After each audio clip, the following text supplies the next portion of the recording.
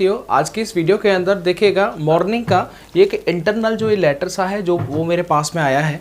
तो उसमें क्या क्या लिखा है देखिएगा। फायरमैन एंड एफएसएसओ की जो वैकेंसी रिक्त हैं वर्तमान में, जो कि आगे जा कर के ये आपको भर्ती में देखने को नज़र आएंगी, तो ऐसे वो मेरे पास में आया है। तो वो मैं आपको दिखा देता हूँ। इसमें फायरमैन है एंड एफएसएसओ है, जो कि यूपीएसआई के माध्यम से आप एफएसएसओ के पोस्ट पर जाते हैं। ठीक है, तो चलिएगा मैं जल्दी से इस नोटिस को भी आपको समझाता हूँ। ये आप देखेंगे यहाँ पर, ये देखेंगे आप, इसमें पूरा जो डाटा है वो यहाँ पर लिखा हुआ है।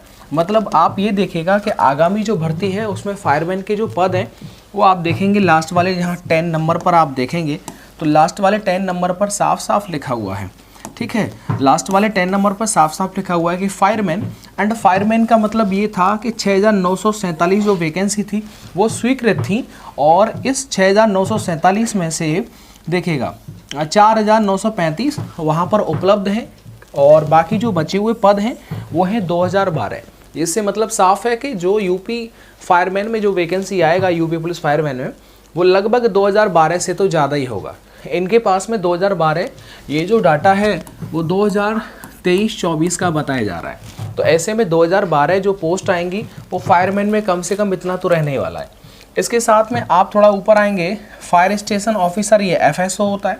फायर स्टेशन सेकंड अफसर जो होता है एफएसएसओ, यानी कि ये जो वैकेंसी होती है ये ग्रेजुएशन के साथ में ये आपका यूपीएसआई के माध्यम से निकलती है। यहाँ पर आप देखेंगे तो इसमें 389 जो था वो स्वीकृत पद था, बाकी वहाँ पर उपलब्ध है 175, बाकी जो बचे हुए डाटा है यानी कि ये आपका 214 है। ठीक है, तो एफएसएसओ का कम से कम 214 तो है ही, इसके ज़्यादा जो है आएंगी ये श्योर है। थोड़ा जैसे जैसे भर्ती डिले होगा वैसे वैसे पोस्ट यहाँ पर और ज़्यादा खाली होती जाएंगी। ठीक है ना, ये आपको समझ में आ गया। एक्चुअल में ये जो डाटा है, ये जो स्वीकृत पद हैं, ये डायरेक्ट एंट्री के होते हैं। किसके होते हैं?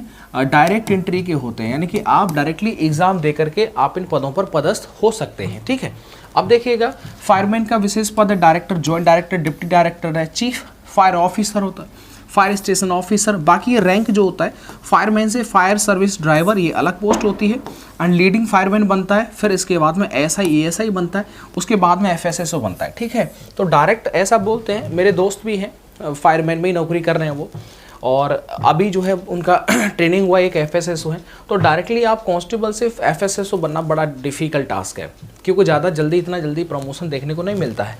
अच्छा, यहीं पर एक चीज़ है, ये डाटा समझ में आ गया। अब यहाँ पर आपके मन की बात को थोड़ा सा ऐड कर देता हूँ।